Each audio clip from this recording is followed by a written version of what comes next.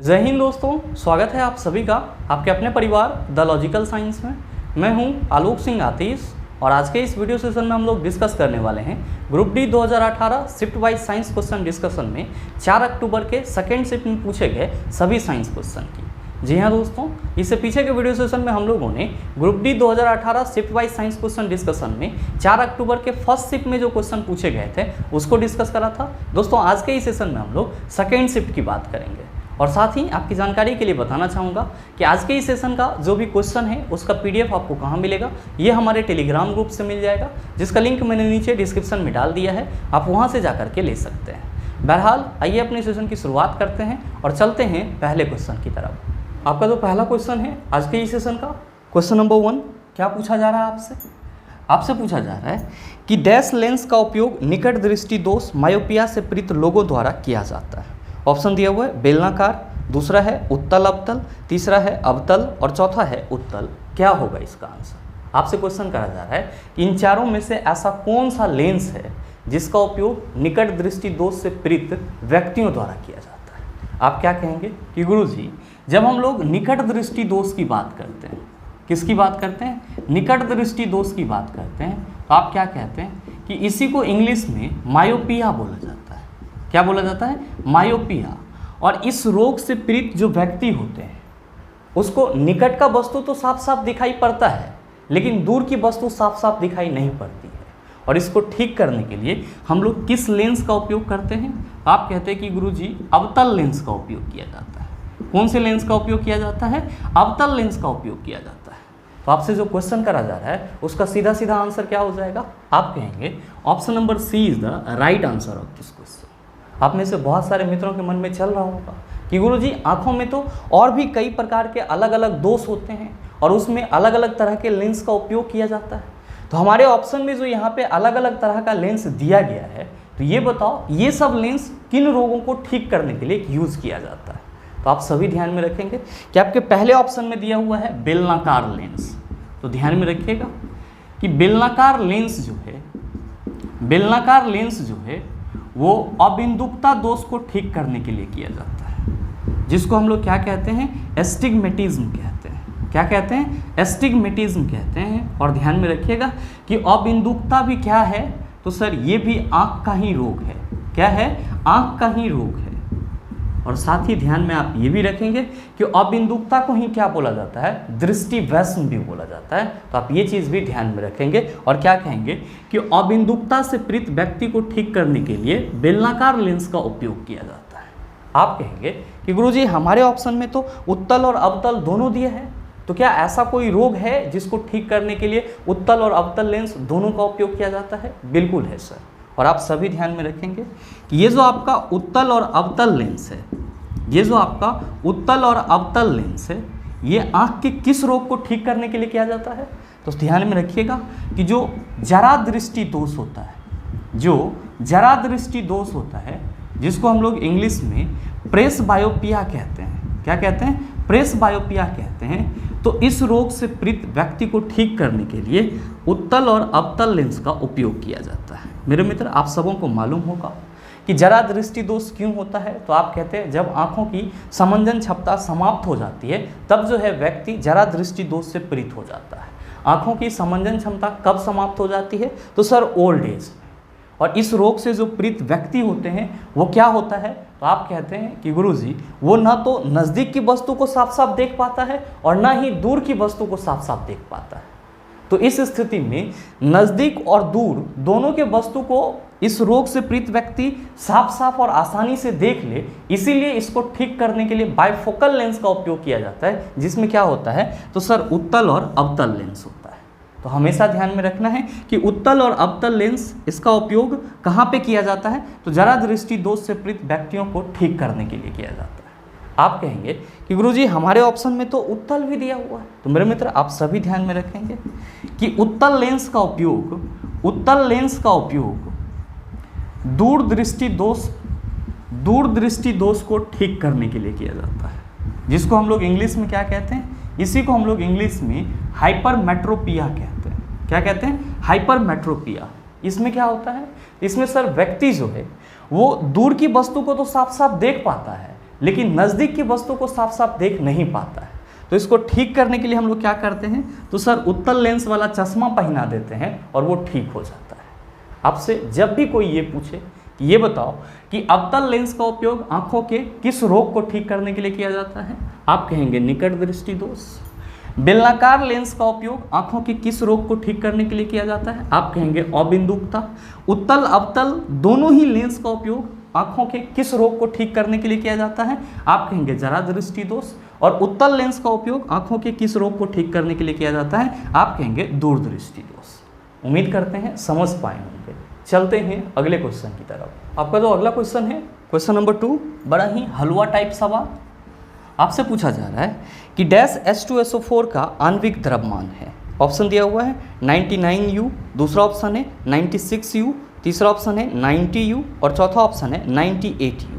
बताइए ना बनेगा, आप कहेंगे आसानी से बन जाएगा। और आप में से कुछ मित्र ऐसे होंगे जिसको H2SO4 का आणविक द्रव्यमान तो याद होगा और उन्होंने आंसर टिक कर लिया होगा, और ऐसे जिसको नहीं समझ में आ रहा है, आप सभी ध्यान में रखेंगे कि जब भी हम लोग बात करते हैं किसकी, आणविक द्रव्यमान की, किसकी बात करते हैं, आणविक द्रव्यमान की या फिर अनुभार की, आणविक द्रव्यमान या फिर अनुभार की, ये किसका निकाला जाता है, तो आप सभी ध्यान में रखेंगे कि यौगिक का निकाला जाता है। किसका निकाला जाता है, यौगिक का निकाला जाता है। आप कहेंगे गुरुजी कैसे निकाला जाता है, तो हमेशा ध्यान में रखिएगा कि कोई भी जो यौगिक होगा उसमें क्या होंगे, उसके अवयवी तत्व होंगे। और तत्व का क्या होता है, तो सर परमाणु होता है। तो किसी भी यौगिक में जितने भी परमाणु होंगे उन सभी परमाणु का जो द्रव्यमान होगा उसके योग को ही क्या बोला जाता है, तो गुरुजी आणविक द्रव्यमान बोला जाता है। जैसे अगर हम लोग बात करें अपने क्वेश्चन में दिए हुए कंपाउंड H2SO4 की, तो आप सभी क्या देख रहे हैं, आप सभी देख रहे हैं कि जो H2SO4 है ये हाइड्रोजन, सल्फर और ऑक्सीजन इस तीनों से मिलके बना है, और इस तीनों का जो परमाणु है वो भी इंडिकेट किया हुआ है। और अभी जस्ट आपने क्या सीखा है कि जो आणविक द्रव्यमान या अनुभार होता है वो यौगिक में उपस्थित जो अवयवी तत्व होते हैं उसके परमाणु के द्रव्यमान का योग होता है। तो यहाँ पे हम लोग क्या करेंगे कि इसमें जितने भी इसके अवयवी तत्व हैं इन सभी के जो परमाणु हैं इन सभी के द्रव्यमान का योग निकाल लेंगे, हमारा आंसर आ जाएगा। ध्यान दीजिएगा, यहाँ पे हाइड्रोजन के 2 परमाणु हैं और हाइड्रोजन के 1 परमाणु का द्रव्यमान कितना होता है, 1 होता है। 2 गो है तो सर 1 गुना 2 हो जाएगा, प्लस सल्फर के कितने परमाणु हैं, आप कहेंगे 1, और सल्फर के 1 परमाणु का द्रव्यमान कितना होता है, आप कहेंगे गुरुजी 32 होता है।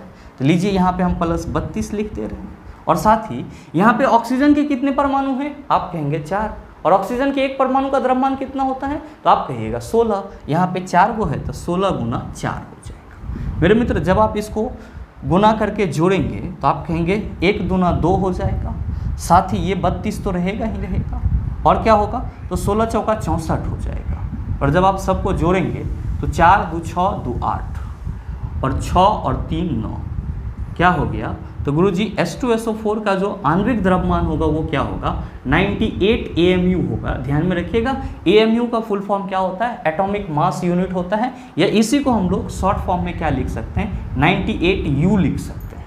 तो आप देख लीजिए कि 98U आपके किस ऑप्शन में है, आप कहेंगे कि गुरुजी 98U जो है वो हमारे चौथे ऑप्शन में है। भाई मेरे आपके इस क्वेश्चन का सही आंसर ऑप्शन नंबर डी हो जाएगा। उम्मीद करते हैं समझ पाए होंगे।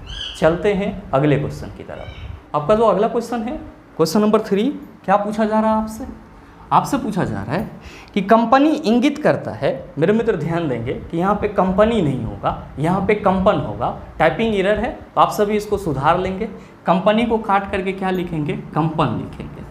क्वेश्चन करा जा रहा है कि कंपन इंगित करता है कि किसी वस्तु की किस प्रकार की गति है। ऑप्शन दिया हुआ है तेजी से हिलना, दूसरा है 2 बिंदुओं के मध्य तेजी से आना जाना, तीसरा है बहुत तेज, चौथा है बहुत धीमी गति से। क्या होगा इसका आंसर, आपसे क्वेश्चन करा जा रहा है कि जो कंपन है उसमें क्या होता है, या आपसे ये कहा जा रहा है कि कंपन जो है उसमें किस प्रकार की गति होती है।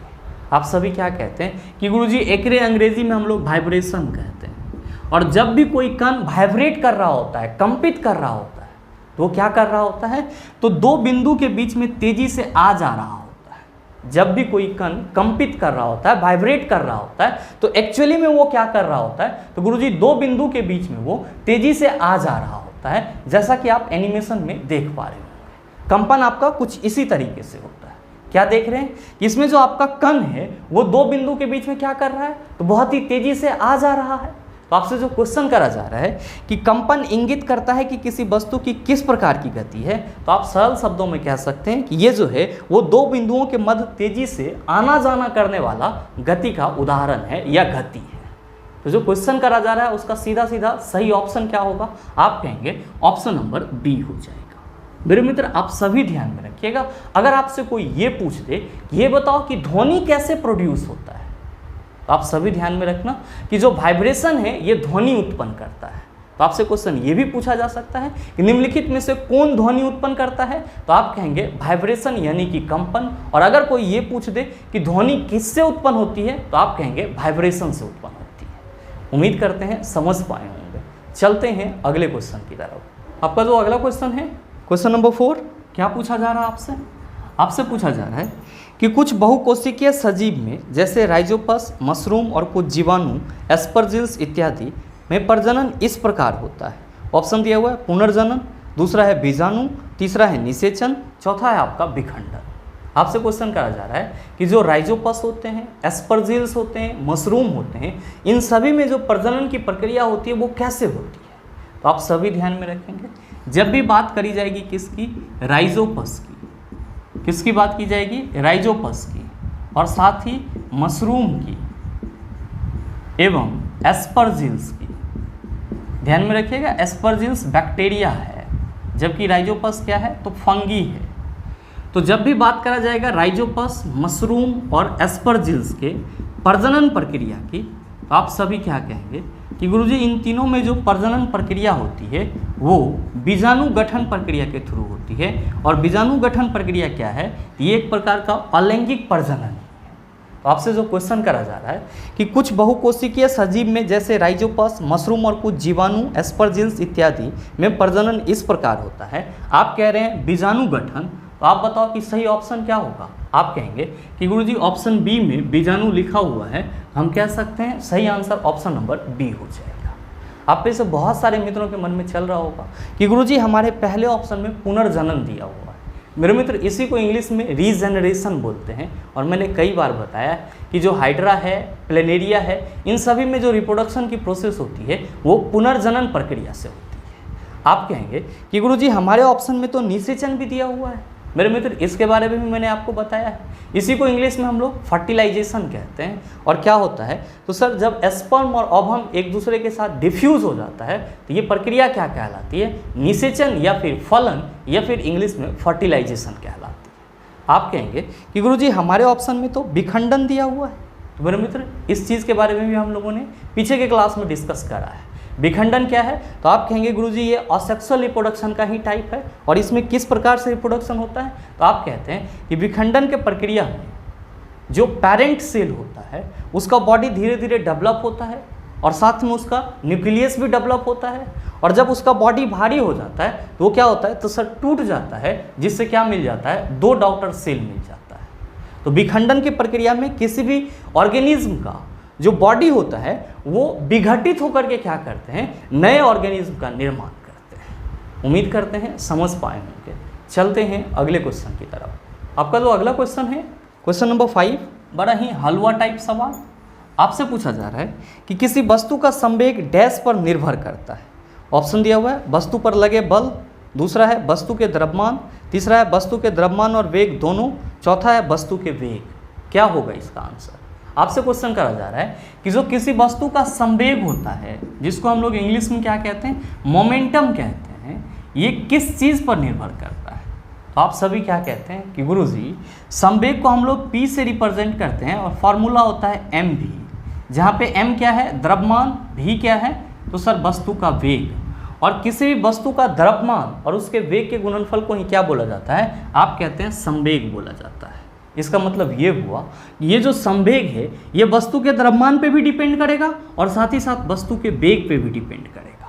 तो आपसे जो क्वेश्चन करा जा रहा है उसका सीधा सीधा आंसर क्या हो जाएगा। आप कहेंगे कि गुरुजी जब संवेग वेग और द्रव्यमान दोनों पे डिपेंड करता है तो हम कह सकते हैं कि हमारे इस क्वेश्चन का सही आंसर ऑप्शन नंबर सी हो जाएगा। साथ ही आप सभी ध्यान में रखिएगा, अगर आपसे कोई ये पूछ दे कि संवेग का एसआई यूनिट क्या होता है, संवेग का एसआई यूनिट क्या होता है, तो आप क्या कहेंगे केजी मीटर पर सेकेंड। और साथ ही अगर कोई आपसे ये पूछ दे कि संवेग किस प्रकार की राशि है, सदिश या अदिश, तो आप सभी याद रखना कि संवेग जो है वो सदिश राशि है। क्या है? सदिश राशि है। उम्मीद करते हैं समझ पाए होंगे। चलते हैं अगले क्वेश्चन की तरफ। आपका जो अगला क्वेश्चन है क्वेश्चन नंबर 6, क्या पूछा जा रहा है आपसे? आपसे पूछा जा रहा है कि पीवीसी का पूर्ण रूप है। ऑप्शन दिया हुआ है पॉलीविनाइल क्लोराइड, दूसरा ऑप्शन है पॉलीविनाइल कार्बन, तीसरा ऑप्शन है पॉलीविनाइल क्लोराइड और चौथा ऑप्शन है पॉलीविनाइल कार्बोनेट। क्या होगा इसका आंसर? आपसे क्वेश्चन करा जा रहा है कि पीवीसी का फुल फॉर्म क्या होता है। आप क्या कहेंगे कि गुरुजी इसी का फुल फॉर्म होता है पॉलीविनाइल क्लोराइड। क्या होता है? Polyvinyl chloride. और मेरे मित्र आप सभी क्या कहते हैं?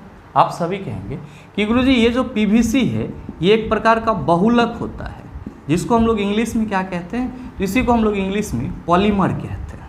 तो आपसे जो क्वेश्चन करा जा रहा है उसका सीधा सीधा आंसर क्या हो जाएगा? आप कहेंगे कि sir option number C is the right answer of this question. ध्यान में रखिएगा कि पीवीसी का उपयोग कई प्रकार के पदार्थों को बनाने के लिए किया जाता है, जिसमें आपका महत्वपूर्ण क्या है? तो आप सभी ध्यान में रखना कि जो बच्चों का खिलौना होता है उसको बनाने में भी पीवीसी का उपयोग किया जाता है, गाड़ी का टायर बनाने में किया जाता है और साथ ही साथ इलेक्ट्रिक वायर के कोटिंग में भी पीवीसी का इस्तेमाल किया जाता है। और ये क्वेश्चन आपके पिछले ग्रुप डी एग्जाम में पूछा भी गया था कि निम्नलिखित में से किसका उपयोग इलेक्ट्रिक वायर के कोटिंग में किया जाता है। तो आप सभी याद रखना पीवीसी का जो है वो हम लोग कहाँ पे उपयोग करते हैं? तो इलेक्ट्रिक वायर के कोटिंग में भी करते हैं। उम्मीद करते हैं समझ पाए होंगे। चलते हैं अगले क्वेश्चन की तरफ। आपका जो अगला क्वेश्चन है क्वेश्चन नंबर 7, बड़ा ही आसान सा सवाल। आपसे पूछा जा रहा है कि निम्नलिखित में से कौन सा एक सुचालक के प्रतिरोध को प्रतिकूल रूप से प्रभावित करेगा? अनुकूल रूप से नहीं, प्रतिकूल रूप से प्रभावित करेगा। पहला ऑप्शन है सुचालक की लंबाई, दूसरा ऑप्शन है विभवांतर, तीसरा ऑप्शन है सुचालक का तापमान और चौथा है अनुप्रस्थ भाग का क्षेत्रफल। आपसे क्वेश्चन करा जा रहा है कि इन चारों में से कौन सा किसी भी चालक के प्रतिरोध को प्रतिकूल रूप से प्रभावित करेगा? आप क्या कहते हैं कि गुरुजी जब हम लोग किसी भी चालक के प्रतिरोध की बात करते हैं तो आर से रिप्रेजेंट करते हैं। सिंबल क्या होता है? तो गुरुजी सिंबल ये होता है। और हम लोग क्या कहते हैं कि किसी भी चालक का जो प्रतिरोध है वो क्या होता है? उस चालक का गुण होता है जो उस चालक से होकर प्रवाहित धारा का विरोध करता है। और किसी भी चालक का जो प्रतिरोध होता है वो कुछ बातों पर डिपेंड करता है। किस किस चीज़ पे डिपेंड करता है? तो आप कहते हैं कि गुरुजी पहला चीज़ डिपेंड करता है चालक पदार्थ के सामग्री पर। पहला किस पे डिपेंड करता है? चालक पदार्थ के सामग्री पर। यानी कि किसी भी चालक पदार्थ का जो प्रतिरोध होगा वो कहीं ना कहीं इस बात पर निर्भर करेगा वो चालक पदार्थ जो है वो किस चीज़ से बना हुआ है। और साथ ही क्या कहते हैं कि गुरुजी टेम्परेचर पे भी क्या होता है? तो चालक का प्रतिरोध डिपेंड करता है। आप कहेंगे तापमान पर कैसे डिपेंड करता है? तो ध्यान में रखिएगा कि अगर टेम्परेचर को इंक्रीज किया जाएगा यानी कि टेम्परेचर को बढ़ाया जाएगा तो रेसिस्टेंस यानी कि आर भी क्या होगा? इंक्रीज होगा। और अगर टेम्परेचर को घटाया जाएगा तो रेसिस्टेंस आर भी क्या होगा? डिक्रीज होगा। और साथ ही ध्यान में रखेंगे कि तीसरा फैक्टर कौन सा होता है? तीसरा फैक्टर होता है चालक की लंबाई। चालक की लंबाई। और आप क्या कहते हैं कि गुरुजी किसी भी चालक तार का जो प्रतिरोध होता है वो चालक तार के लंबाई के समानुपाती होता है। इसका मतलब ये हुआ लंबाई बढ़ेगा प्रतिरोध भी बढ़ेगा, लंबाई घटेगा प्रतिरोध भी घटेगा। और साथ ही किस चीज़ पे डिपेंड करता है? तो आप कहते हैं चालक के अनुप्रस्थ क्षेत्रफल पर डिपेंड करता है। चालक के अनुप्रस्थ काट क्षेत्रफल पर डिपेंड करता है। और आप क्या कहते हैं कि गुरुजी किसी भी चालक का जो प्रतिरोध होता है वो चालक के अनुप्रस्थ काट क्षेत्रफल का व्युत्क्रमानुपाती होता है। चालक के अनुप्रस्थ काट क्षेत्रफल का क्या होता है? व्युत्क्रमानुपाती होता है। तो आप सभी यहाँ पे क्या देख रहे हैं? आप सभी देख रहे हैं कि जो चालक का प्रतिरोध है वो कहीं ना कहीं इन चारों चीज़ पे डिपेंड कर रहा है और इन चारों चीज़ से प्रभावित भी होगा। आप क्या देख रहे हैं? आप देख रहे हैं कि मेनली रूप से चालक की जो लंबाई है वो कैसे प्रभावित करती है? तो आप कहेंगे गुरुजी ये तो अनुकूल रूप से प्रभावित करती है। अनुकूल बोले तो लंबाई बढ़ेगी तो चालक का प्रतिरोध भी बढ़ेगा, लंबाई घटेगी तो चालक का प्रतिरोध भी क्या होगा? घटेगा। और मेरे मित्र अनुकूल को ही हम लोग समझने के लिए क्या कहते हैं? समानुपाती कहते हैं। और दूसरे में आप क्या कह रहे हैं कि चालक के अनुप्रस्थ काट क्षेत्रफल पे भी प्रतिरोध डिपेंड करता है। और आप कह रहे हैं कि जो चालक का प्रतिरोध होता है वो अनुप्रस्थ काट क्षेत्रफल का व्युत्क्रमानुपाती होता है। व्युत्क्रमानुपाती का मतलब क्या हुआ, प्रतिकूल होता है। तो हमेशा ध्यान में रखेंगे कि चालक का जो प्रतिरोध होता है वो लंबाई के अनुकूल होता है, जबकि चालक का जो प्रतिरोध होता है वो अनुप्रस्थ काट क्षेत्रफल का क्या होता है, प्रतिकूल होता है, यानी कि व्युत्क्रमानुपाती होता है। आपसे जो क्वेश्चन करा जा रहा है कि निम्नलिखित में से कौन सा एक सुचालक के प्रतिरोध को प्रतिकूल रूप से प्रभावित करेगा, तो आप कहेंगे प्रतिकूल रूप से तो अनुप्रस्थ काट क्षेत्रफल प्रभावित करेगा। बिल्कुल सर, तो देख लीजिए कि किस ऑप्शन में है, आप कहेंगे चौथे ऑप्शन में है। तो आपके इस क्वेश्चन का सही आंसर क्या हो जाएगा, ऑप्शन नंबर डी हो जाएगा। उम्मीद करते हैं समझ पाए होंगे। चलते हैं अगले क्वेश्चन की तरफ। आपका जो अगला क्वेश्चन है क्वेश्चन नंबर 8, बड़ा ही हलवा टाइप सवाल। ये भी सर आपसे पूछा जा रहा है कि निम्नलिखित में से कौन सा कथन गलत है। पहला ऑप्शन है अधातुएं ऋणायन बनाती है, दूसरा ऑप्शन है अधातुएं अम्लीय ऑक्साइड बनाती है, तीसरा है अधातुएं धनायन बनाती है, और चौथा है अधातुएं विद्युत की कुचालक होती है। और आपको बताना है कि इन चारों में से कौन सा जो आपका ऑप्शन है वो गलत है।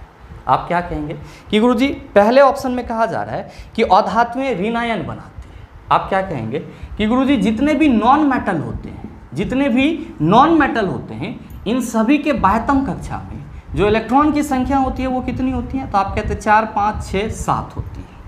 कोई भी आपका जो अधातु है उसके बाह्यतम कक्षा में या तो 4 इलेक्ट्रॉन हो सकता है, या फिर 5, या फिर 6, या फिर 7। और मेरे मित्र आप क्या कहते हैं कि गुरुजी अधातुएं जो है वे सामान्यतः इलेक्ट्रॉन को क्या करते हैं, ग्रहण करते हैं।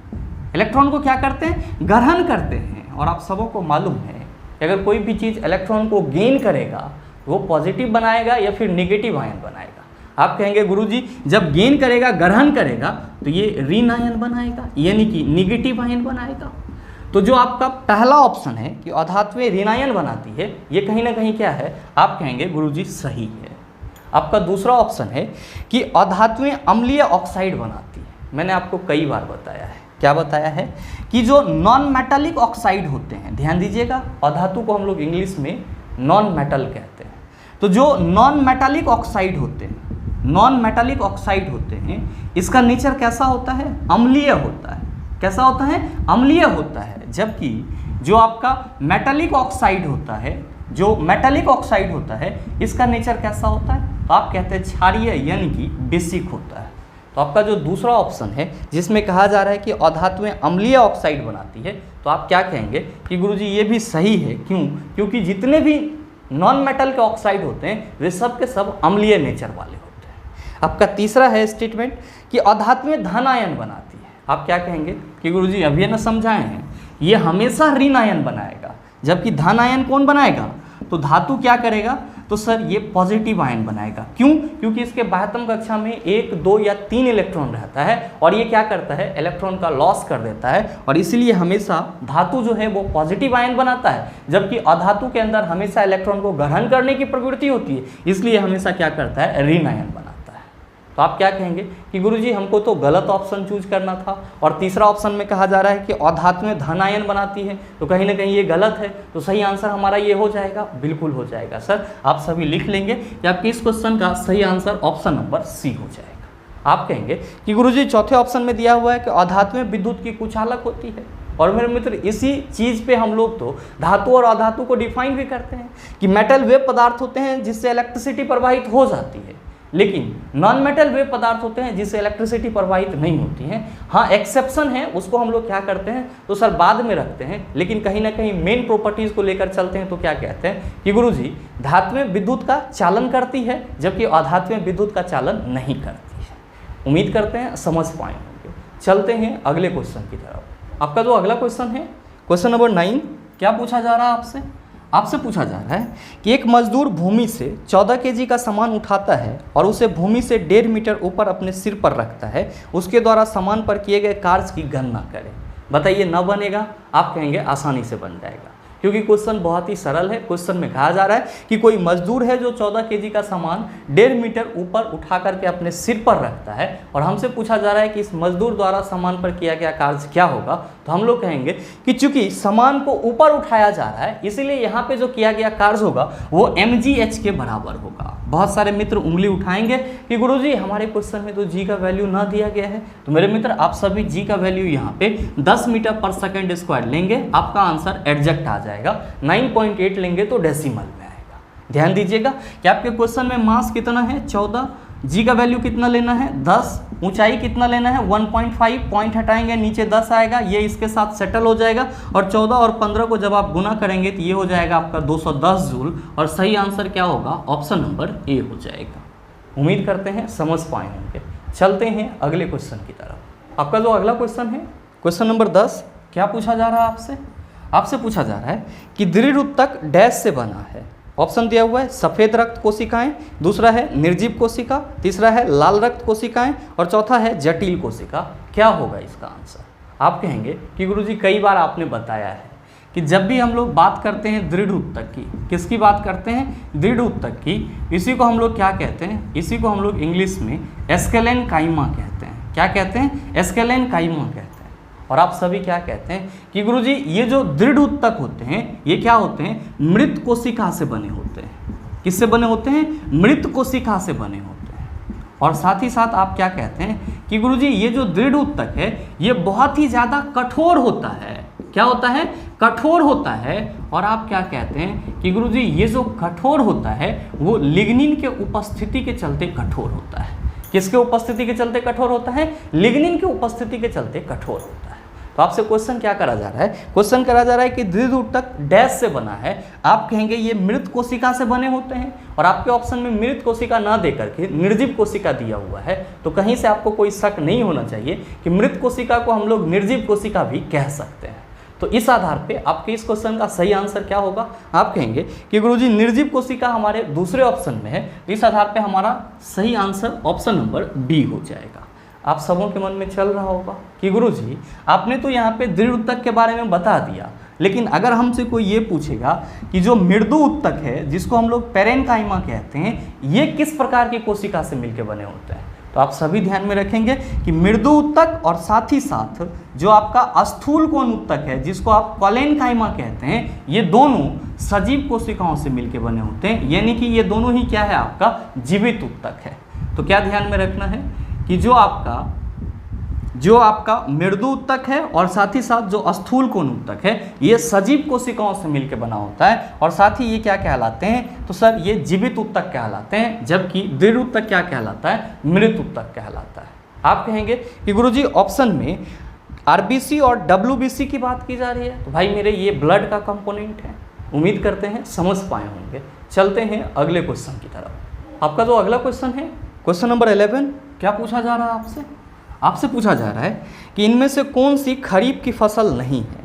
ऑप्शन दिया हुआ है मक्का, दूसरा ऑप्शन है गेहूं, तीसरा ऑप्शन है धान, चौथा ऑप्शन है मूंगफली। क्या होगा इसका आंसर? आपसे क्वेश्चन करा जा रहा है कि इन चारों में से कौन सा खरीफ फसल नहीं है। आप क्या कहेंगे कि गुरुजी अगर हम लोग बात करते हैं खरीफ फसल की, किसकी बात करते हैं? खरीफ फसल की, तो हम सभी क्या कहते हैं? सर ये जो खरीफ फसल है ये ग्रीष्म ऋतु वाला फसल होता है। ये कौन सा फसल होता है? तो आप कहते हैं ग्रीष्म ऋतु वाला फसल होता है, यानी कि गर्मी के दिनों में उगाया जाने वाला फसल होता है। और आप क्या कहते हैं कि गुरुजी जब हम लोग खरीफ फसल के एग्जाम्पल की बात करते हैं तो हम सभी कहते हैं कि जो धान है और साथ ही साथ जो मूंगफली है और साथ ही साथ जो मक्का है, ये सब के सब किसके उदाहरण होते हैं? तो खरीफ फसल के उदाहरण होते हैं। काहे? ये सभी के सभी गर्मी के दिनों में उगने वाला फसल होता है। और जब हम लोग बात करते हैं किसकी? रबी फसल की। किसकी बात करते चला? रबी फसल की। तो हम लोग क्या कहते हैं कि गुरुजी ये शीत ऋतु वाला फसल है। ये कौन सा फसल है? तो आप कहते हैं कि शीत ऋतु वाला फसल है, यानी कि ठंडी के दिनों में इस फसल को उगाया जाता है। और एग्जाम्पल के तौर पे हम लोग जब रबी फसल को देखते हैं तो क्या कहते हैं कि गुरुजी जो गेहूं है, साथ ही साथ जो मटर है, जो चना है, प्याज है, आलू है, ये सब के सब ठंड के दिनों में उगाया जाता है और इसीलिए इसे क्या बोला जाता है? तो इसीलिए इसे रबी फसल बोला जाता है। जबकि धान, मूंगफली, मक्का इन सभी को गर्मी के ऋतु में क्या किया जाता है? उगाया जाता है, इसीलिए इसे खरीफ फसल बोला जाता है। तो आपसे जो क्वेश्चन करा जा रहा है कि इनमें से कौन सी खरीफ की फसल नहीं है, आप कहेंगे मक्का। गुरुजी ये खरीफ फसल है, जबकि दूसरे ऑप्शन में जो गेहूं दिया हुआ है ये खरीफ फसल नहीं है, ये रबी फसल है। तीसरे ऑप्शन में धान, आप कहेंगे गुरुजी ये भी खरीफ फसल है। और आपके चौथे ऑप्शन में मूंगफली है, आप क्या कहेंगे, ये भी खरीफ फसल है। तो आप बताओ सही आंसर क्या होगा। आप कहिएगा option number B is the right answer of this question. उम्मीद करते हैं समझ पाए होंगे। चलते हैं अगले क्वेश्चन की तरफ। आपका जो अगला क्वेश्चन है क्वेश्चन नंबर 12, बड़ा ही आसान सा सवाल। आपसे पूछा जा रहा है कि डैश को अनबुझा चूना कहा जाता है। आप क्या कहेंगे, बिना ऑप्शन देखे हम बता सकते हैं कि जो कैल्शियम ऑक्साइड है इसी को क्या कहा जाता है, अनबुझा चूना कहा जाता है, या फिर इसी को क्या बोला जाता है, कली चूना बोला जाता है। तो आप देख लीजिए कि आपके किस ऑप्शन में है। आप कहेंगे गुरुजी पहले ही ऑप्शन में कैल्शियम ऑक्साइड दिया हुआ है, तो बिल्कुल आपके इस क्वेश्चन का सही आंसर ऑप्शन नंबर ए हो जाएगा। आप कहेंगे कि सर दूसरे ऑप्शन में कैल्शियम क्लोराइड दिया हुआ है, इसका क्या फार्मूला होता है। तो ध्यान में रखेंगे कि ऑप्शन बी में जो कैल्शियम क्लोराइड दिया हुआ है इसके लिए हम लोग CaCl2 लिखते हैं।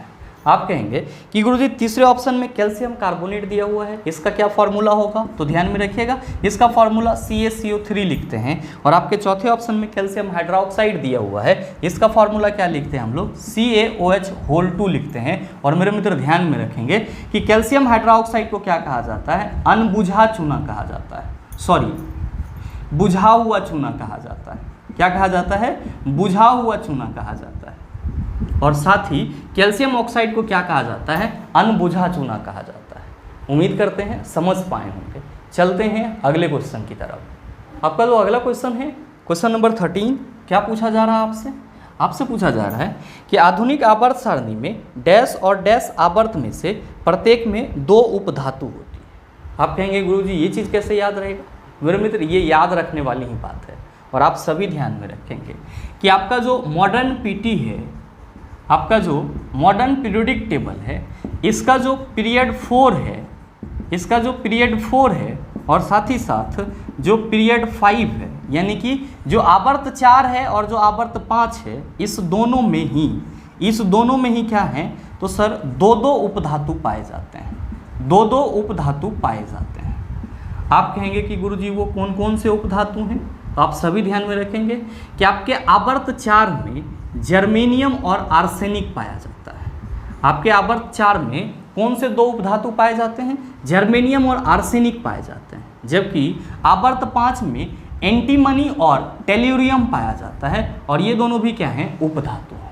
तो कभी भी आपसे सवाल करा जाए कि आपके पूरे मॉडर्न पीरियोडिक टेबल में ऐसा कौन सा आवर्त है जिसमें 2-2 उपधातु पाए जाते हैं, तो ध्यान में रखेंगे आवर्त 4 और आवर्त 5 ऐसा आवर्त है जिसमें 2-2 उपधातु पाए जाते हैं, जिसमें आवर्त 4 में जर्मेनियम और आर्सेनिक पाया जाता है, जबकि आवर्त 5 में एंटीमनी और टेल्यूरियम पाया जाता है। तो आपसे जो क्वेश्चन करा जा रहा है कि आधुनिक आवर्त सारणी में डैश और डैश आवर्त में से प्रत्येक में 2 उपधातु होते हैं। आप कहेंगे 4 और 5, और इसीलिए हमारे इस क्वेश्चन का सही आंसर ऑप्शन नंबर डी हो जाएगा। उम्मीद करते हैं समझ पाए होंगे। चलते हैं अगले क्वेश्चन की तरफ। आपका जो अगला क्वेश्चन है क्वेश्चन नंबर 14, क्या पूछा जा रहा है आपसे। आपसे पूछा जा रहा है कि निम्नलिखित में से कौन सा कथन सत्य है। पहला ऑप्शन है अपेक्षिक घनत्व की इकाई केजी पर मीटर स्क्वायर है। दूसरा ऑप्शन है अपेक्षिक घनत्व की इकाई केजी पर मीटर क्यूब है। तीसरा ऑप्शन है अपेक्षिक घनत्व की कोई इकाई नहीं होती। चौथा ऑप्शन है अपेक्षिक घनत्व की इकाई केजी मीटर क्यूब है। क्या होगा इसका आंसर। आप क्या कहेंगे कि गुरुजी बात की जा रही है अपेक्षिक घनत्व की, तो हम सभी क्या कहते हैं कि जो अपेक्षिक घनत्व होता है वो क्या होता है, तो आप कहते हैं वस्तु का घनत्व बटा जल का जो घनत्व होता है, इसी को हम लोग क्या कहते हैं, अपेक्षिक घनत्व कहते हैं। और ये क्या है, तो आप कहते हैं कि गुरुजी ये एक शुद्ध संख्या है। क्या है, शुद्ध संख्या है और इसकी कोई इकाई नहीं होती है, इसकी कोई यूनिट नहीं होती है। तो आपसे जो क्वेश्चन करा जा रहा है उसका सीधा सीधा आंसर क्या होगा। आप सभी कहेंगे कि गुरुजी सीधा सीधा आंसर ऑप्शन नंबर सी हो जाएगा। उम्मीद करते हैं समझ पाए होंगे। चलते हैं अगले क्वेश्चन की तरफ। आपका जो अगला क्वेश्चन है क्वेश्चन नंबर 15। आइए दोस्तों, आपका जो अगला क्वेश्चन है क्वेश्चन नंबर 15, क्या पूछा जा रहा है आपसे। आपसे पूछा जा रहा है कि डैश को भरते समय डैश को आसानी से कंप्रेस्ड किया जा सकता है, इसलिए उन्हें उच्च दबाव पर एक वेसल के अंदर भर दिया जा सकता है। डैश का यह गुण उनको सुविधाजनक तरीके से छोटे से कंटेनर या सिलेंडर में भरने और वह भी अधिक मात्रा में भरने की अनुमति देता है। इसमें उन्हें दूसरे स्थान पर आसानी से भेजा जा सकता है। बताइए ये ना बनेगा? एकदम बच्चा वाला क्वेश्चन है। आप सबों ने कई दफ़ा इस चीज़ के प्रॉपर्टीज़ को पढ़ा होगा। और मेरे मित्र, इस क्वेश्चन का सॉल्यूशन मैं नहीं करूँगा, आप सबों से करवाना चाहूँगा। और सही आंसर क्या होगा नीचे कमेंट करके ज़रूर बताइएगा, आपके कमेंट का इंतजार रहेगा। बहरहाल चलते हैं अगले क्वेश्चन की तरफ। आपका जो अगला क्वेश्चन है क्वेश्चन नंबर 16, बड़ा ही हलवा टाइप सवाल। ये भी सर आपसे पूछा जा रहा है कि दी गई अभिक्रिया में से कौन सी संयोजन अभिक्रिया के विपरीत होती है। ऑप्शन दिया हुआ है दोहरा विस्थापन, दूसरा है आपका विस्थापन, तीसरा है अपघटन, चौथा है अवक्षेपण। क्या होगा इसका आंसर? आपसे क्वेश्चन करा जा रहा है कि इन चारों में से कौन सा ऐसा रासायनिक अभिक्रिया है जो संयोजन अभिक्रिया का जस्ट विपरीत होता है। आप कहेंगे कि गुरुजी इसको हम लोग कैसे मालूम करेंगे? तो भाई मेरे, आप हमको ये बताओ कि संयोजन का मतलब क्या होता है? जोड़ना। और वियोजन का मतलब क्या होता है? तोड़ना। अपघटन का मतलब क्या होता है? तोड़ना। तो संयोजन अभिक्रिया में दो पदार्थ आपस में मिलकर के क्या करते हैं? तो एकल प्रतिफल का निर्माण करते हैं। जबकि वियोजन या अपघटन अभिक्रिया में क्या होता है? एक बड़ा सा जो पदार्थ होता है वो टूट करके दो छोटे छोटे पदार्थों का निर्माण करते हैं। तो आप बताओ कि संयोजन अभिक्रिया का जस्ट उल्टा कौन होगा? आप कहेंगे वियोजन या अपघटन अभिक्रिया होगा। भाई मेरे, क्वेश्चन भी तो आपसे वही पूछा जा रहा है। आप कहेंगे सर हमारे इस क्वेश्चन का सीधे सीधे आंसर ऑप्शन नंबर सी हो जाएगा। काहे? तो सर हमारे ऑप्शन नंबर सी में अपघटन अभिक्रिया दिया हुआ है, तो हम ये कह सकते हैं कि संयोजन अभिक्रिया का उल्टा कौन हो जाएगा? आप कहेंगे अपघटन अभिक्रिया हो जाएगा। आप कहेंगे कि सर ऑप्शन में तो दोहरा विस्थापन भी दिया हुआ है। मेरे मित्र, इसी को डबल डिस्प्लेसमेंट रिएक्शन बोलते हैं। और कई बार मैंने आपको बताया है कि दोहरा विस्थापन अभिक्रिया वह अभिक्रिया होती है जिसमें अभिक्रिया आयनों के विनिमय से होती है, यानी कि आयनों के आदान प्रदान से होती है। आप कहेंगे कि गुरुजी ऑप्शन में तो विस्थापन अभिक्रिया भी दिया हुआ है, ये चीज़ भी मैंने आपको बताया है। इसी को इंग्लिश में डिस्प्लेसमेंट रिएक्शन कहते हैं। और क्या कहते हैं कि सर वैसा अभिक्रिया जिसमें कोई मोर रिएक्टिव एलिमेंट अपने से लेस रिएक्टिव एलिमेंट को किसी यौगिक से हटाकर उसका स्थान ले लेता है, तो इस प्रकार की अभिक्रिया को हम लोग क्या कहते हैं? विस्थापन अभिक्रिया कहते हैं। आप कहेंगे कि गुरुजी ऑप्शन में अवक्षेपण अभिक्रिया भी दिया हुआ है। भाई मेरे, इसी को हम लोग प्रिसिपिटेशन रिएक्शन कहते हैं। और वैसा केमिकल रिएक्शन जिसमें अवक्षेप बनता है उसे क्या बोला जाता है? अवक्षेपण अभिक्रिया बोला जाता है। उम्मीद करते हैं समझ पाए होंगे। चलते हैं अगले क्वेश्चन की तरफ। आपका जो अगला क्वेश्चन है क्वेश्चन नंबर 17, बड़ा ही हलवा टाइप सवाल। आपसे पूछा जा रहा है कि ध्वनि तरंगों की गति 700 मीटर पर सेकेंड है, ध्वनि तरंगें 7 किलोमीटर की यात्रा करने में कितना समय लेगी? बताइए, आपसे न बनेगा?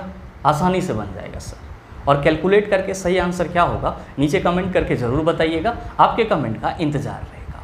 बहरहाल चलते हैं अगले क्वेश्चन की तरफ। आपका जो अगला क्वेश्चन है क्वेश्चन नंबर 18, बड़ा ही हलवा टाइप सवाल। ये भी आपसे पूछा जा रहा है कि 30 मीटर पर सेकंड की गति से चलने वाला 2 kg द्रव्यमान के बॉल की गतिज ऊर्जा ज्ञात करें।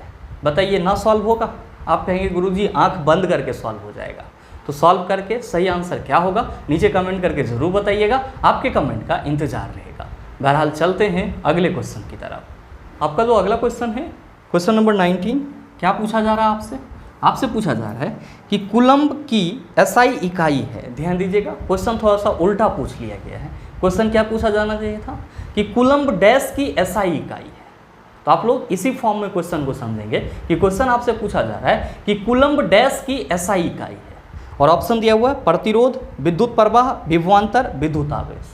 आप क्या कहेंगे कि गुरुजी पीछे के सेशन में ही तो आपने बताया है कि जो आवेश है इसका एसआई यूनिट क्या होता है? कूलम्ब होता है। तो आपके इस क्वेश्चन का सही आंसर क्या होगा? आप कहेंगे ऑप्शन नंबर डी हो जाएगा। बहुत सारे मित्रों के मन में आ रहा होगा कि गुरुजी हमारे ऑप्शन में तो प्रतिरोध भी दिया हुआ है। तो मेरे मित्र, इसी का यूनिट हम लोग ओम लिखते हैं। और आपका है विभवांतर, आप कहेंगे गुरुजी इसका यूनिट वोल्ट होता है। और आप कहेंगे गुरुजी हमारे ऑप्शन में तो विद्युत प्रवाह भी है। मेरे मित्र, इसी को विद्युत धारा कहते हैं। और ऐसा यूनिट क्या होता है? आप कहेंगे एम्पियर होता है। उम्मीद करते हैं समझ पाए होंगे। चलते हैं अगले क्वेश्चन की तरफ। आपका जो अगला क्वेश्चन है क्वेश्चन नंबर 20, क्या पूछा जा रहा है? आपसे पूछा जा रहा है कि दो वस्तुओं के बीच आकर्षण बल को डैश कहा जाता है। ऑप्शन दिया हुआ है अभिकेंद्रीय बल, दूसरा ऑप्शन है विद्युत चुंबकीय बल, तीसरा ऑप्शन है गुरुत्वाकर्षण बल और आपका चौथा ऑप्शन है अपकेंद्रीय बल। क्या होगा इसका आंसर? आप कहेंगे गुरुजी क्वेश्चन करा जा रहा है कि दो वस्तुओं के बीच जो लगने वाला आकर्षण बल होता है उसे क्या कहा जाता है? तो हम सबों को मालूम है कि इस दुनिया में जितने भी पदार्थ होते हैं इस दुनिया में जितने भी पदार्थ होते हैं उन सभी में क्या होता है, मास होता है, द्रव्यमान होता है। जाहिर सी बात है कि यहाँ भी जो दो वस्तु होगा उसमें भी क्या होगा, मास होगा। और आप क्या कहेंगे कि गुरुजी आपने कई बार बताया है कि दो मासेबल ऑब्जेक्ट के बीच, दो द्रव्यमान युक्त ऑब्जेक्ट के बीच में जो आकर्षण बल लगता है, दो द्रव्यमान युक्त ऑब्जेक्ट के बीच में जो आकर्षण बल लगता है, इसी को क्या बोला जाता है, गुरुत्वाकर्षण बल बोला जाता है। क्या बोला जाता है, गुरुत्वाकर्षण बल बोला जाता है। तो आपसे जो क्वेश्चन करा जा रहा है कि दो वस्तुओं के बीच आकर्षण बल को डैश कहा जाता है, आप कहेंगे सर गुरुत्वाकर्षण बल, तो सही आंसर क्या होगा, ऑप्शन नंबर सी हो जाएगा। आप कहेंगे कि सर जी हमारे ऑप्शन में अभिकेंद्रीय बल दिया हुआ है, तो मेरे मित्र आप सभी ध्यान में रखेंगे कि वृत्ताकार मोशन में, सर्कुलर मोशन में केंद्र की ओर जो बल लगता है उसी को हम लोग क्या कहते हैं, अभिकेंद्रीय बल कहते हैं। आप कहेंगे कि सर ऑप्शन में तो विद्युत चुंबकीय बल भी दिया हुआ है, तो मेरे मित्र आप सभी ध्यान में रखेंगे कि अगर चुंबक का प्रॉपर्टीज इलेक्ट्रिसिटी के थ्रू आ रहा है और इलेक्ट्रिसिटी के थ्रू चुंबकीय गुण आने के कारण वहाँ पे जो बल प्रोड्यूस किया जाएगा उसी को विद्युत चुंबकीय बल बोला जाएगा। आप कहेंगे सर ऑप्शन में अपकेंद्रीय बल भी दिया हुआ है, तो मेरे मित्र आप सभी ध्यान में रखेंगे कि सर्कुलर मोशन में केंद्र की ओर जो बल लगेगा उसको अभिकेंद्रीय बल कहेंगे, लेकिन केंद्र से बाहर की ओर जो बल लगेगा उसको हम लोग अपकेंद्रीय बल कहेंगे। उम्मीद करते हैं समझ पाए होंगे। चलते हैं अगले क्वेश्चन की तरफ। आपका जो अगला क्वेश्चन है, क्वेश्चन नंबर 21, क्या पूछा जा रहा है आपसे? आपसे पूछा जा रहा है कि आप विकास के सिद्धांत को किससे जोड़ सकते हैं। ऑप्शन दिया हुआ है मिलर, दूसरा ऑप्शन है डार्विन, तीसरा ऑप्शन है यूरे, चौथा ऑप्शन है मेंडल। आप क्या कहेंगे कि गुरुजी विकास का सिद्धांत जो है वो डार्विन के द्वारा दिया गया था, और हम कह सकते हैं कि जो हमसे क्वेश्चन करा जा रहा है कि आप विकास के सिद्धांत को किससे जोड़ सकते हैं, तो हम लोग कहेंगे डार्विन से जोड़ सकते हैं, और इसीलिए हमारे इस क्वेश्चन का सही आंसर ऑप्शन नंबर बी हो जाएगा। ध्यान में रखिएगा कि आपके ऑप्शन में मेंडल का भी नाम दिया हुआ है और आपको कहने की कोई ज़रूरत नहीं है। जब भी आपसे क्वेश्चन पूछा जाता है ये बताओ बुआ कि अनुवांशिकी का जनक किसे बोला जाता है, आप कहते हैं जॉन ग्रेगर मेंडल को बोला जाता है। आप कहेंगे गुरुजी हमारे ऑप्शन में उड़े भी दिया हुआ है, तो मेरे मित्र ध्यान में रखेंगे अगर कोई आपसे ये पूछ ले कि भारी जल की खोज किसने करा, भारी जल की खोज किसने करा, तो आप सभी ध्यान में रखना कि भारी जल की खोज यूरे नामक वैज्ञानिक ने करा। उम्मीद करते हैं समझ पाए होंगे। चलते हैं अगले क्वेश्चन की तरफ। आपका जो अगला क्वेश्चन है, क्वेश्चन नंबर 22, क्या पूछा जा रहा है आपसे? आपसे पूछा जा रहा है कि 2.5 kg की एक पिस्तौल से 150 मीटर पर सेकेंड वेग के साथ 20 ग्राम की एक गोली क्षैतिज रूप से चलाई गई है। पिस्तौल का प्रतिशत वेग कितना है? बताओ टाइपिस्ट कितना एरर करता है यार, यहाँ पे प्रतिशत वेग नहीं होगा, प्रतिघाती वेग होगा। आपसे क्वेश्चन करा जा रहा है कि 2.5 kg की एक पिस्तौल से 150 मीटर पर सेकेंड वेग के साथ 20 ग्राम की एक गोली क्षैतिज रूप से चलाई गई है। पिस्तौल का प्रतिघाती वेग कितना है, ये चीज़ आपको बताना है। यहाँ पे जो प्रतिशत वेग लिखा गया है इसको काट करके आप लोग क्या लिख लेंगे, प्रतिघाती वेग लिख लेंगे। कोई दिक्कत नहीं है सर, परेशान होने की ज़रूरत नहीं है, कल है टाइपिस्ट का क्लास लगा देते हैं। ध्यान देंगे कि जब हम लोग प्रतिघाती वेग की बात करते हैं तो क्या कहते हैं कि गुरुजी प्रतिघाती वेग को हम लोग बड़ा वाला v से रिप्रेजेंट करते हैं, और हम लोग क्या कहते हैं कि v इक्वल टू होता है -mv/m। ध्यान में रखिएगा कि जो छोटा वाला m देख रहे हैं ये क्या है, गोली का द्रव्यमान है। क्या है? गोली का द्रव्यमान है। जो छोटा वाला v देख रहे हैं ये क्या है, तो गोली का वेग है। क्या है? गोली का वेग है। और जो बड़का m देख रहे हैं ना सर, यह पिस्तौल या बंदूक का द्रव्यमान है। ये क्या है? पिस्तौल या बंदूक का द्रव्यमान। दोनों चीज़ हम इसलिए लिख रहे हैं कि क्वेश्चन पिस्टल करके भी पूछा जा सकता है या बंदूक करके भी पूछा जा सकता है, तो आप वहाँ पे परेशान नहीं हो जाइएगा कि बंदूक तो बड़ा होगा पिस्तौल छोटा होगा। तो यहाँ पे हम लोग m किसका द्रव्यमान लेंगे, हमेशा ध्यान में रखना है कि बड़ा वाला m जो होगा वो पिस्तौल या बंदूक का द्रव्यमान होगा। ठीक है सर। आपके क्वेश्चन में गोली का द्रव्यमान कितना दिया हुआ है, तो गुरुजी गोली का द्रव्यमान जो है वो 20 ग्राम दिया हुआ है। गोली का द्रव्यमान कितना है? 20 ग्राम। गोली का वेग क्या है? 150 मीटर पर सेकेंड। और साथ ही जो आपका पिस्तौल है उसका द्रव्यमान कितना है? 2.5 kg। मेरे मित्र ध्यान देंगे कि यहाँ पे आपका पूरा डाटा दिया हुआ है, लेकिन यहाँ पे गोली का द्रव्यमान ग्राम में दिया हुआ है। इसको हम लोग क्या करेंगे, केजी में चेंज कर लेंगे। तो आप क्या कहिएगा कि गुरुजी 20 को 1000 से डिवाइड दे दीजिए, ये जीरो इसके साथ सेटल हो जाएगा और ये हो जाएगा 0.02 kg। और अब हम लोग क्या करेंगे, सारे वैल्यू को फार्मूला में रख देंगे, हमारा आंसर आ जाएगा। ध्यान देंगे कि जब आप यहाँ पे प्रतिघाती वेग की बात करेंगे तो सर माइनस साइन तो रहेगा ही रहेगा। हमेशा ध्यान में रखिएगा कि प्रतिघाती वेग होगा तो माइनस साइन रहेगा ही रहेगा। क्यों? क्योंकि माइनस साइन जो है वो ये बता रहा है कि गोली आगे की ओर चली और बंदूक जो है पीछे की ओर आई, और जो बंदूक का वेग है उसी को हम लोग प्रतिघाती वेग कहते हैं। तो कहीं ना कहीं प्रतिघाती वेग जो होता है वो गोली के विपरीत दिशा में होता है, इसीलिए माइनस साइन देना बहुत ही ज़रूरी होता है। ध्यान देंगे कि यहाँ पे गोली का द्रव्यमान कितना निकाले हैं आप केजी में, 0.02 kg निकाले हैं। साथ ही गोली का वेग कितना है, 150 मीटर पर सेकेंड है, और आपका पिस्तौल का द्रव्यमान कितना है, 2.5 kg है। क्या कहिएगा गुरुजी? पॉइंट हटा दीजिए यहाँ से, ऊपर में 2 गो है तो नीचे में एगो डाल करके 2 गो पूरा कर दीजिए, दोनों बराबर हो गया। अब E0 को एक साथ सेटल कर दीजिए, 15 दूना 30, भी इक्वल टू हम लोग क्या लिख सकते हैं, 15 दूना 30 अब बटा 25। मेरे मित्र जब सॉल्व करेंगे तो 5 के 30 पचे 25, 6 को जब आप 5 से डिवाइड कीजिएगा तो ये आपका 1.2 के समथिंग आएगा, माइनस लगा दीजिए और मीटर पर सेकेंड लगा दीजिए, यही आपका क्या हो गया, तो सर पिस्तौल का प्रतिघाती वेग हो गया। तो आपसे जो क्वेश्चन करा जा रहा है उसका सही आंसर क्या होगा, आप कहेंगे -1.2 मीटर पर सेकेंड हमारे पहले ऑप्शन में है, और इसीलिए हमारे इस क्वेश्चन का सही आंसर ऑप्शन नंबर ए हो जाएगा। उम्मीद करते हैं समझ पाए होंगे। चलते हैं अगले क्वेश्चन की तरफ। आपका जो अगला क्वेश्चन है, क्वेश्चन नंबर 23, क्या पूछा जा रहा है आपसे? आपसे पूछा जा रहा है कि डैश के कारण जड़ तथा तने के घेरे में वृद्धि होती है। ऑप्शन दिया हुआ है पेरेनकाइमा, दूसरा ऑप्शन है पार्श्वस्थ विभोज्योतक, तीसरा ऑप्शन है अंतर्वेशी विभोज्योतक, और चौथा ऑप्शन है शीर्षस्थ विभोज्योतक। क्या होगा इसका आंसर? आपसे क्वेश्चन करा जा रहा है कि इन चारों में से किसके कारण जड़ तथा तने के घेरे में गर्त में वृद्धि होती है। आप सभी क्या कहते हैं कि गुरुजी अगर हम लोग बात करते हैं प्लांट के वृद्धि उत्तक की, प्लांट के वृद्धि उत्तक की, तो हम सभी क्या कहते हैं कि गुरुजी प्लांट में जो मेरिस्मेटिक टिश्यू पाया जाता है, विभोज्योतक उत्तक पाया जाता है, यही प्लांट के वृद्धि के लिए रिस्पॉन्सिबल होता है, यानी कि जिम्मेवार होता है। और आप क्या कहते हैं कि जो मेरिस्मेटिक टिश्यू होते हैं ये 3 प्रकार के होते हैं। कौन कौन सा? तो पहला होता है एपिकल मेरिस्टेम, जिसको हम लोग क्या कहते हैं, शीर्षस्थ विभोज्योतक उत्तक कहते हैं। दूसरा कौन सा होता है? तो दूसरा होता है लेटरल मेरिस्टेम, जिसको हम लोग क्या कहते हैं, पार्श्वस्थ विभोज्योतक उत्तक कहते हैं। और तीसरा कौन सा होता है? तो तीसरा होता है इंटरकैलरी मेरिस्टेम, जिसको हम लोग क्या कहते हैं, अंतर्वेशी विभोज्योतक उत्तक कहते हैं। और मेरे मित्र आप सभी ध्यान में रखेंगे क्या, ये जो आपका शीर्षस्थ विभोज्योतक उत्तक है, ये प्लांट के तना के शीर्ष, प्लांट के तना के शीर्ष और साथ ही साथ जड़ के शीर्ष में, जड़ के शीर्ष में वृद्धि के लिए रिस्पॉन्सिबल होता है। तो जब भी आपसे क्वेश्चन ये पूछा जाए कि कौन सा उत्तक पौधे के तना के शीर्ष और साथ ही साथ जड़ के शीर्ष भाग के वृद्धि के लिए रिस्पॉन्सिबल होता है, तो आप लोग कहेंगे शीर्षस्थ विभोज्योतक उत्तक। ध्यान दीजिएगा, जब हम लोग पार्श्वस्थ विभोज्योतक उत्तक की बात करते हैं तो हम लोग क्या कहते हैं, ये जो पार्श्वस्थ विभोज्योतक उत्तक है ये तना या जड़ के घेरे में, तना या जड़ के घेरे में वृद्धि के लिए क्या होता है, तो सर रिस्पॉन्सिबल होता है। तना या जड़ के घेरे में वृद्धि के लिए क्या होता है, रिस्पॉन्सिबल होता है।